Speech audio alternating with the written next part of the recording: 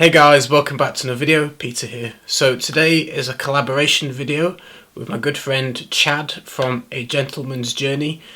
Chad really helped me out when I first started my channel. Right from the very first video, he was like the first guy to comment and really help spread the word initially to get people to watch my videos. So I was really appreciative of Chad helping all the new guys, not just me but everybody. So great to have you on the channel, Chad. So this video is about CHman Prive, and I'm going to hand it over straight to Chad and he's going to tell you his thoughts on this fragrance. What's going on? My name is Chad from the channel A Gentleman's Journey. Before I give my thoughts on Carolina Herrera's CHman Prive, Peter, I just want to say thank you very much for doing this video with me, but especially for allowing me to be part of your channel. So again, thank you. Now, what I get out of this 10 ml decant that I got, and I actually got this from one of the reviewers. Now, in the opening spray, I get a little bit of the grapefruit that pretty much only lasts, it's pretty much short-lived. But that whiskey note is very prominent and it lasts from start to end of the lifespan of this fragrance.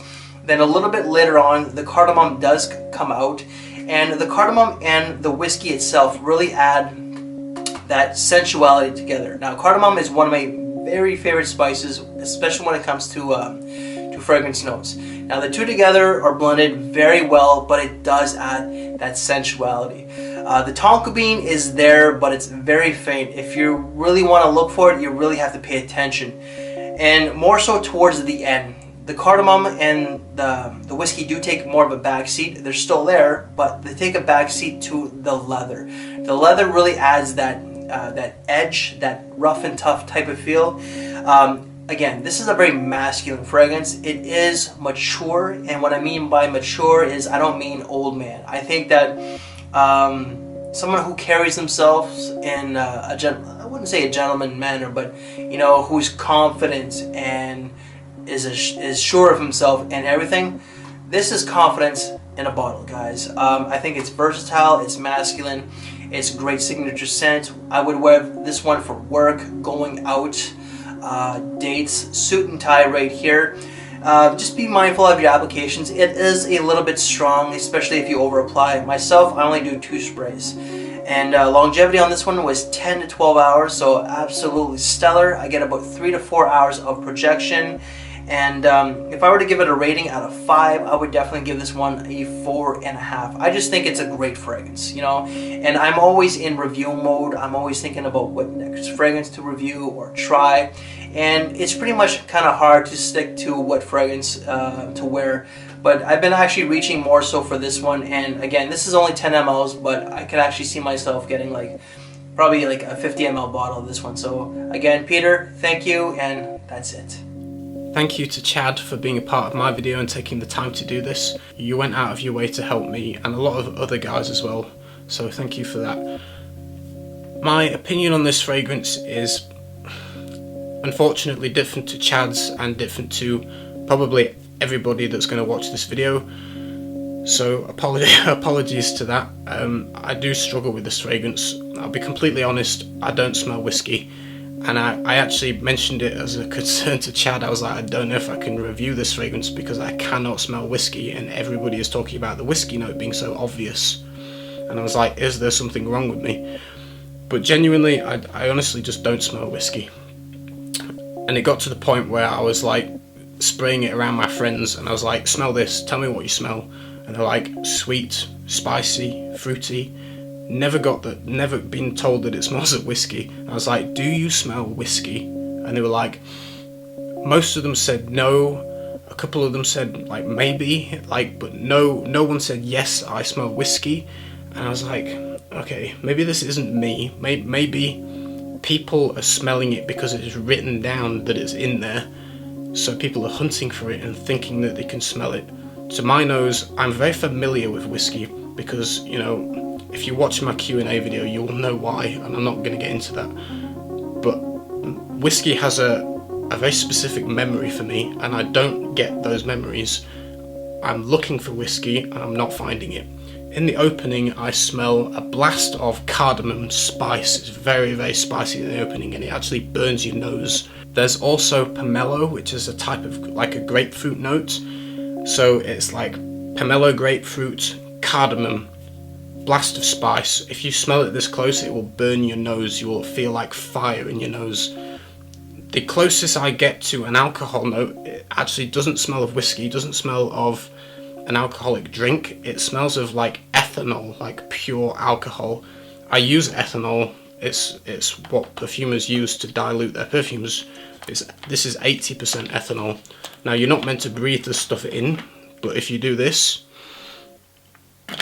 that smell of neat alcohol is what I get in the in the opening of that fragrance. It's like pure alcohol with cardamom and grapefruit, and it burns your nose. Like, it's like fire in your nose if you smell it up close. Immediately after like that, the cardamom tones down, I lose that smell of ethanol, and I get an ultra sweetness. It was like really sweet. A different kind of sweetness to the original, and it's kind of hard to describe because it doesn't smell particularly of vanilla, or I think it's not quite tonka either. It's like a different kind of sweetness, which I really can't associate with anything. It's just ultra sweet. Is honestly the best way I can describe it, with a hint of a fruitiness to it. Now, I think it's the sweetness that you guys are referring to as the boozy accord. To me, it just smells sweet and slightly fruity. I don't smell whiskey at any point in this fragrance. Not one little bit. It doesn't smell boozy in the slightest. So I get a very, ultra sweetness with a slight fruitiness to it.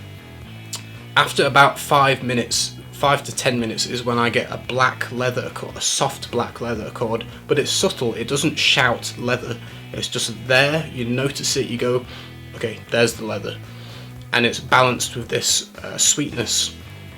The dry down comes in on my skin at about the 2 to 3 hour mark. That's the dry down, and it smells of a slightly woody, slightly sweet tonka with black leather. That's kind of it. It then just drifts away into nothing. I do get traces, like minute traces of lavender in the mid and sage, those herbally kind of notes.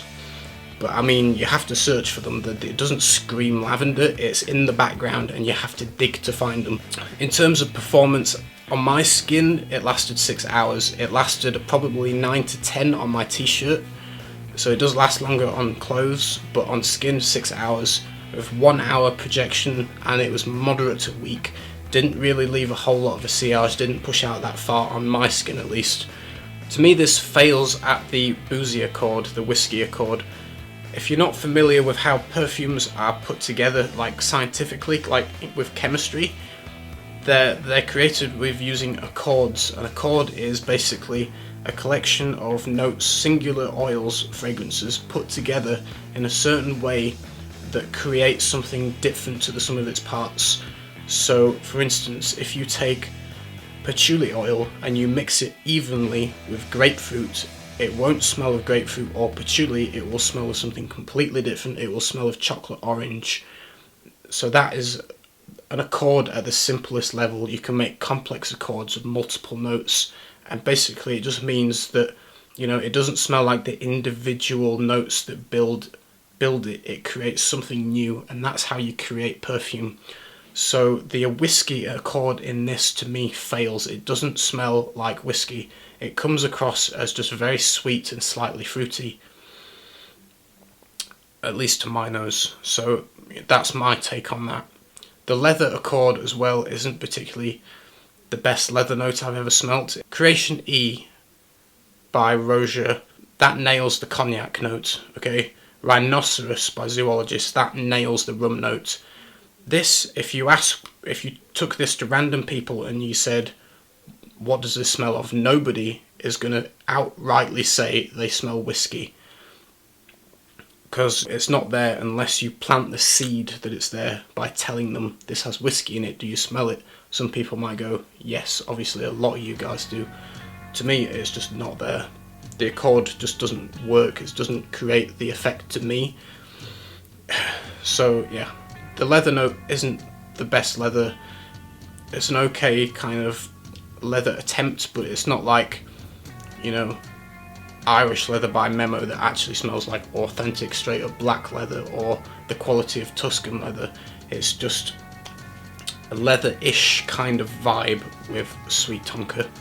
Doesn't bring anything new to the table. There's plenty of fragrances with a recipe of cardamom, leather and tonka. That's not a new thing. There are other fragrances with those kind of notes in. To me, this is overhyped due to the original hype of CH Men. Because that was hyped up so much and everyone went nuts for it, you know, that hype has rubbed off onto this one under the same name.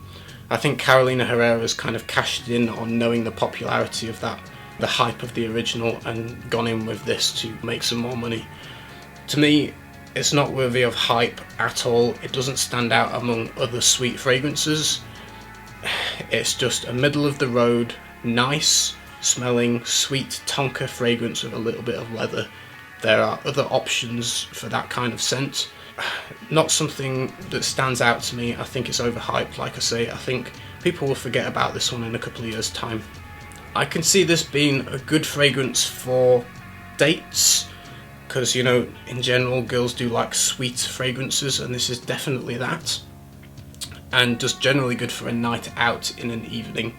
It's not a daytime scent to me, and it's more of a colder weather scent.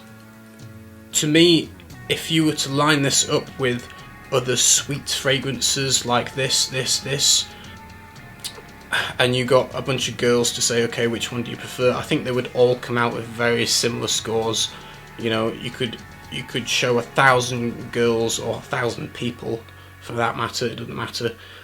You know, each one of these fragrances are going to get a similar kind of reaction. It really does not stand out among other sweet, spicy kind of fragrances, or just sweet fragrances in general. You know, fragrances heavy in tonka or vanilla or whatever. It's just an averagely good sweet fragrance. Hope you enjoyed the video, and thank you again, Chad. Your videos will be playing at the end of this, and you can go click on and to watch some more of Chad's videos, and his link will be in the description as well. That doesn't work if you're on a phone, so bear that in mind. And I'll see you again next time, guys. Bye.